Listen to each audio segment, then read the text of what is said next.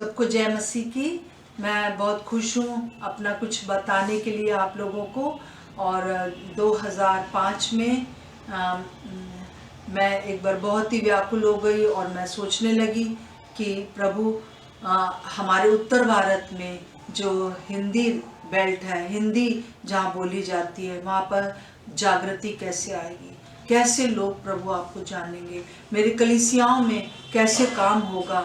और ये बात लेकर मैं एक सप्ताह के लिए पूर्ण उपवास के लिए बैठ गई।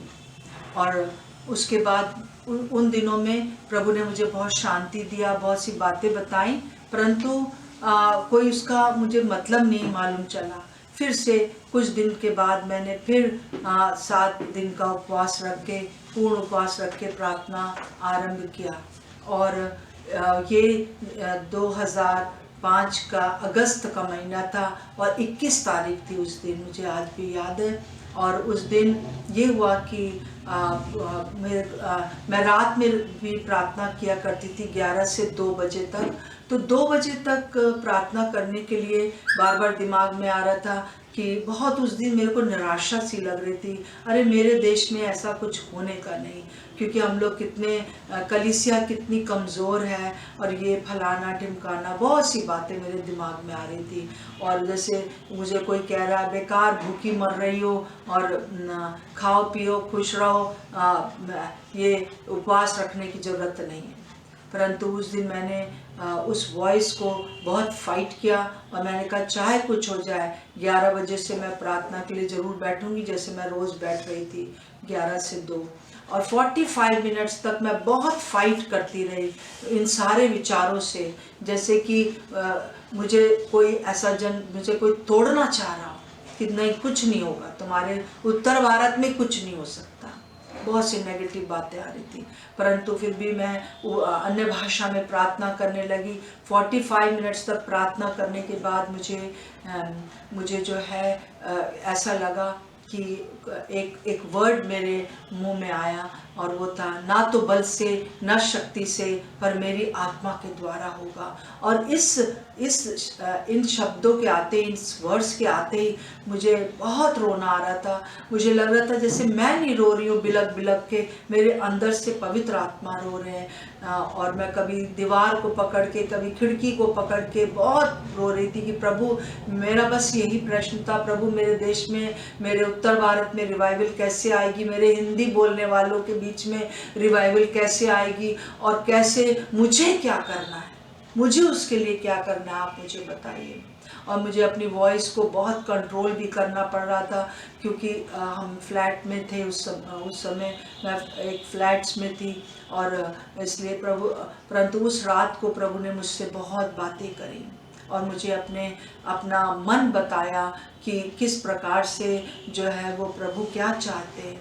और मुझे प्रभु ने कहा कि मैं इन दिनों में अपनी बेटियों को इस्तेमाल करूँगा, और उनको जो है एक, जैसे 2 बातें मेरे मन में और आ रही थी कि एक तो ना तो बल से न शक्ति से, दूसरी बात आ रही थी कि हे नारी तू अपनी दुर्बलता से छूट गई, जैसा कि हम देखते हैं लूका उसका 13 का 12 में हम उसको पढ़ते हैं। और मैं शब्द का भी परमेश्वर हूँ। तो मैं ये पूछ रही थी कि इसमें क्या कनेक्शन है प्रभु, क्या मतलब है शब्द का भी परमेश्वर हूँ। तो प्रभु ने मुझे उस समय, पवित्र आत्मा ने बताया कि मैं इस समय स्त्रियों को इस्तेमाल करने जा रहा हूँ, और वो वीर सिपाही के रूप में मैं जो है वो खड़ी हो जाएंगी और प्रार्थना करने वाली बहनें होंगी, और ये बेटियां जो होंगी वचन के अनुसार प्रार्थना करने वाली होंगी, और उनके द्वारा जो है वो एक बड़ी रिवाइवल प्रभु इस उत्तर भारत में भेज देगा। और इस के साथ साथ मैं एक दर्शन भी देख रही थी, और जैसे मैंने बताया कि वो शब्द का भी परमेश्वर है, उसका मतलब प्रभु ने मुझे बताया कि किस प्रकार से जो है वो जो कुबड़ी औरत ठीक हो गई, तो जो सरदार था हैकल का, उसको बहुत गुस्सा आया और उसने कहा कि तुम जो है ये सब काम जो है शब्द के दिन मत करा करो, चंगाइयाँ करना। तो प्रभु यीशु मसीह ने उसको डांटा और उनको कहा कि क्या ये जो स्त्री है, जो कि इस्राएल है की संतान है, ये क्यों ना सब्त के दिन ठीक हो। तो प्रभु ने मुझे उसका अर्थ ये बताया कि बहुत सी बंदिशें बहनों के ऊपर, लेडीज़ के ऊपर है, बेटियों के ऊपर है, वो मैं सब हटा दूंगा अगर वो मेरे साथ साथ चलकर जो है प्रार्थना करने वाली, वचन के अनुसार प्रार्थना करने वाली होंगी। और इसके साथ साथ मैं एक दर्शन देख रही थी और मैंने देखा कि एक स्त्री है और वो घोड़े पर बैठी हुई है और उसने सब आर्मर्स पहन रखे, मतलब टोप पहन रखा है, जैसे कि इफिसियों के 6 अध्याय में लिखा है। उसने झिलम पहन रखी है, उसने आत्मा की तलवार ले रखी है और विश्वास की ढाल ले रखी है। मैंने बहुत क्लियरली उसके जूते देखे कि जिस तरह से आर्मी के लोग जूते पहनते हैं, और वो घोड़े को टप टप कर रही थी कि ताकि घोड़ा और तेज दौड़े। और जहाँ जहाँ से वो स्त्री निकल रही थी, मैंने देखा कि एक बहुत बड़ा मैदान था। उस मैदान में दुष्ट आत्माएं थीं। आज भी मुझे उनकी पिक्चर याद है, किस तरह से वो मुंह बिगाड़ती हुई और गंदे गंदे मुंह बनाते हुए डर के मारे भागे चले जा रहे थे। जहाँ जहाँ से स्त्री जा रही थी, वहाँ से दुष्ट आत्माएं निकलती चली जा रही थी। और फिर उसके बाद जो है मैंने देखा कि किस तरह से वो हमारी नदियों के ऊपर से, नदियों में बहुत सी दुष्ट आत्माएं देखी, और वो घोड़ा जो है वो उस स्त्री के साथ उस नदी में भी जा रहा है। और कई बार मैं वो एक आवाज़ें सुन रही थी कि कलबल कलबल कलबल करके भागे जा रहे हैं, जैसा लग रहा था कि वो सागर में जाकर ही गिरेंगे। और एक छोटा बच्चा मैंने उस लड़की के, उस लेडी के बैक में देखा, एकदम झांसी की रानी के समान। और प्रभु को मैंने कहा कि क्या प्रभु आप मुझे दिखा रहे हैं झांसी की रानी जैसा एक दृश्य। और प्रभु ने मुझे कहा कि हाँ, स्त्रियां होंगी और उनके बच्चे होंगे, स्त्रियां होंगी और उनके छोटे और बड़े बच्चे होंगे, और वो एक बड़ा कार्य होगा इस उत्तर भारत में। और ये मैं प्रार्थना कर रही थी, और उस समय प्रभु ने मुझे एक बहुत सुंदर कविता दिया रात में ही अन्य भाषा में। और उस अन्य भाषा में जो कविता थी वो इस प्रकार से थी, और इसको मैंने एक पोइट्री के रूप में पहले अन्य भाषा में गाया और फिर उसके बाद हिंदी में भी उसका ट्रांसलेशन किया। मेरी बेटियों आओ मैं तुमको वीर सिपाही बनाऊं, हाथों में वचन की तलवार और विश्वास की ढाल पकड़ाऊं, उद्धार का टोप और मेल मिलाप के जूते पहनाऊं। ना तो तुम्हारे बल से ना तुम्हारी शक्ति से, परंतु मेरी ही आत्मा के बल से दिखाऊं। मेरी बेटियों आओ मैं तुम्हें वीर सिपाही बनाऊं। घोड़ा मेरा होगा, लगाम तुम्हारे हाथ पकड़ाऊं, उत्तर भारत को मैं जीतूं, बेटियों को जय के उत्सव में फिराऊं। मेरी बेटियों आओ मैं तुम्हें वीर सिपाही बनाऊं। क्या कुछ कठिन मेरे लिए निर्बलता में मैं अपना बल दिखाऊं? क्या कुछ कठिन मेरे लिए निर्बलता में मैं अपना बल दिखाऊं? कौन रोक सकता है मुझको जब मैं कुछ करना चाहूं? मेरी बेटियों आओ मैं तुम्हें दबोरा बनाऊं।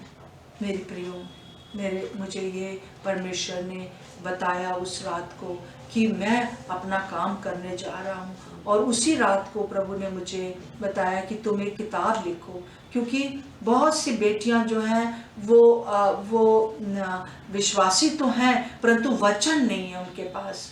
तो उस समय प्रभु ने मुझे इस चीज़ को बताया कि एक भजन संहिता 91 पर एक किताब लिखने के लिए, और 4 कुंजियां प्रभु ने मुझे बताई। पहली कुंजी जो थी वो वास करने की कुंजी, जो पहले पद पर आधारित है। दूसरी कुंजी जो है वो बोलने के ऊपर है, जो कि दूसरे पद पर आधारित है। तीसरी कुंजी जो है वो आत्मिक युद्ध की कुंजी है, जो कि हम 13वें पद में देखते हैं। और फिर हम देखते हैं कि किस प्रकार से आखिरी कुंजी जो है प्रेम की कुंजी है। और इस बुक को मैंने लिखा, जैसे कि यहाँ पर ये बुक है, बहुत लोगों को ये बुक मिली है। इसका पहले कवर अलग था, और इस चीज़ को प्रभु ने मुझे बताया और पूरा एक एक पॉइंट बताया। और एक बहुत आश्चर्य की बात ये हुई कि उसके बाद जो है मैं एक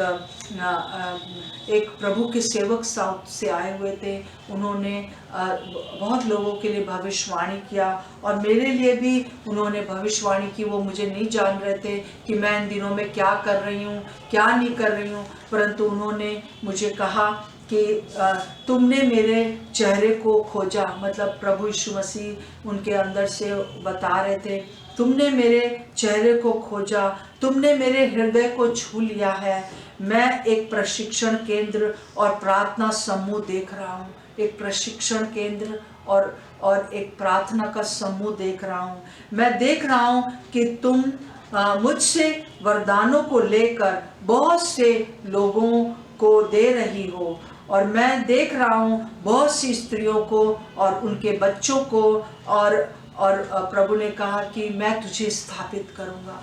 जैसे ही उन्होंने मुझे ये बताया, मेरे मन में ये बात आई, अब इससे ज़्यादा मैं और तुमको कैसे करूं, कि मैं कैसे उत्तर भारत में काम शुरू करूंगा, कैसे रिवाइवल आएगी और तुम्हें क्या करना है। और प्रभु ने उस रात को पहले ही मुझे बता दिया था कि तुमको छोटे छोटे बाइबल स्कूल, जैसे चाहे 1 महीना का भी हो, करना है, और ये चारों कुंजियां उनको बतानी। इस किताब में सारी बातें वो हैं जो कि एक शिष्य बनने के लिए ज़रूरी है। और इस किताब को मैंने बहुत जल्दी 1 महीने के अंदर लिखा और इसको छपवाया, और उस समय से मेरे अंदर एक ये बोझ है कि मैं अपनी बहनों को, प्रभु ने कहा मेरी बेटियों को तुम तैयार करो। और फिर उसके बाद हमने जो है 6 बाइबल स्कूल किए। पहला हमने इलाहाबाद में किया, और उसमें हमने बताया कि प्रार्थना करने वालियों को इकट्ठा, मतलब कि तैयार करने के लिए। प्रार्थना तो बहुत लोग करते हैं, परंतु प्रभु चाहता है कि हम उस स्त्री के समान, वीर सिपाही के समान जो है वचन को लेके प्रार्थना करने वाले बने, और हमारे बच्चे हमारे साथ होंगे। और इलाहाबाद में 1 महीने का था। फिर गोरखपुर में हम लोगों ने 1 महीने का किया, जहाँ बहनें आईं और हम लोग पूरा 1 महीना साथ में रह के किया। बरेली में हमने 10 या मुझे याद नहीं है 10 या 12 दिन का किया, और वहाँ पर बहुत बहनों ब्लेस हुई, बहुत बहनें उस समय खड़ी हुई सेवा के लिए। और लखनऊ में पूरे साल हमने यहाँ पर एक चर्च है, प्रार्थना भवन, जिसकी की बहन सुमन जोशवा पास्टर हैं, उनके कलीसिया में पूरे 1 साल में महीने में 1 बार जाकर उनकी कलीसिया में जो बहनें थी उनको मैं इसमें से पढ़ाती रही कि किस प्रकार से हम प्रभु की उपस्थिति में जाएं, हम क्या बोलें, हम किस प्रकार से हम लोग जो है आत्मिक युद्ध में हैं, और किस प्रकार से हमको प्रभु को प्यार करना है। ये बातों को मैंने पूरा साल लिया। और उसके बाद 6ठा जगह फैज़ाबाद थी, और वहाँ पर भी मैं पूरे साल गई, और वहाँ पर भी हमने जो है वो इस प्रकार से जो इस पूरी किताब को लिया। और साथ साथ में प्रभु ने मुझे ये भी कहा था कि तुम जो बहनें हिंदी पढ़ना नहीं जानती उनको हिंदी पढ़ना सिखाओ। और मेरे साथ एक बहन है Martha Khan, sister Martha Khan, वो भी मेरे साथ जाती थी और उन्होंने हिंदी पढ़ना उनको सिखाया। और जैसे लखनऊ में आराधना थी, वो मेरे साथ थी जो कि हिंदी पढ़ाती थी। और इस प्रकार से हिंदी पढ़ाएं और वचन बताएं, ये 2 चीज़ें प्रभु ने मुझे बताई। और इसके द्वारा एक बड़ी वीर सिपाही सेना खड़ी हो जाएगी। और इन दिनों में जो है प्रभु मुझे बार बार मैं सोच रही थी कि अब कैसे होगा। अब तो ये बाइबल स्कूल में बहुत सी रुकावटें आई, जिसकी वजह से इस प्रकार से मेरा ये अध्ययन रुक गया है। परंतु प्रभु ने पिछले दिनों मुझे कहा, जो तुम 2nd सैटरडे की बाइबल अध्ययन करती हो, जो कि हम हर 2nd सैटरडे को हम एक महिला सभा करते हैं, मगदलिनी महिला सभा, उसमें इसको मुझे लेने के लिए प्रभु अगुवाई कर रहा है। मैं आपको पूरा स्टडी शायद जैसे पूरा साल भर किया वैसे नहीं करा पाऊंगी, परंतु मुख्य बातें ज़रूर बताऊंगी। शायद 5-6 महीना लग जाएगा। हर 2nd सैटरडे को बस 1 दिन, महीने में 1 दिन आपको निकालना होगा, और बस वो 2 से 4 बजे तक होगा। और उसमें हम इस किताब का अध्ययन भी करेंगे, और और उसके साथ प्रभु चाहता है कि हम वो जैसा वो हमको एक वीर सिपाही के रूप में देखता है वो बन पाएंगे, कि हम बाइबल के अनुसार, वचनों के अनुसार प्रार्थना करने वाली बेटियां बन जाएंगे। हम प्रभु की वीर सिपाही होकर इस देश से, अपने उत्तर भारत से हर एक प्रकार की उस दुष्ट आत्माओं को हम निकाल देंगे, हटा देंगे, जो कि लोगों को वचन सुनने में रुकावट पैदा कर रही है।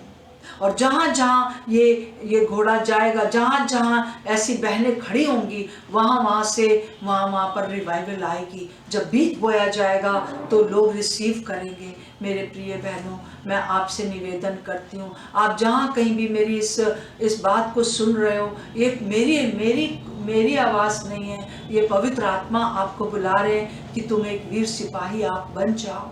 और इसके लिए और बहनों को भी आप इकट्ठा कर सकते हो, औरों को भी इस जूम के बारे में बता सकते हो, और इस 2 घंटा आप दे सकते हो हमारे साथ, ताकि हम महीने में सिर्फ 2 घंटा सेकंड सैटरडे को 2 से 4 बजे तक, मैं विश्वास करती हूँ कि इससे आपको भी आत्मिक लाभ होगा, आपके परिवार को, आपकी कलीसिया को, आपके शहर को। और मैं चाहती हूँ कि आप मेरे साथ इसमें मेरा साथ दें, और मैं आप लोगों को और भी ज़्यादा इसके बारे में बताती जाऊँगी। Thank you so much. चीज़ और मैं बताना चाहती हूँ कि मैं चाहती हूँ कि आप सबके पास ये किताब हो, अभिषेक की 4 कुंजियाँ, जो साम 91 पर है। अगर आपके पास नहीं है, बहुत लोगों के पास है, अगर आपके पास नहीं है, आपके जो सामने ईमेल लिख के आ रहा है उससे आप मुझे कांटेक्ट कर सकते हैं, और उससे हम आपको जो है वो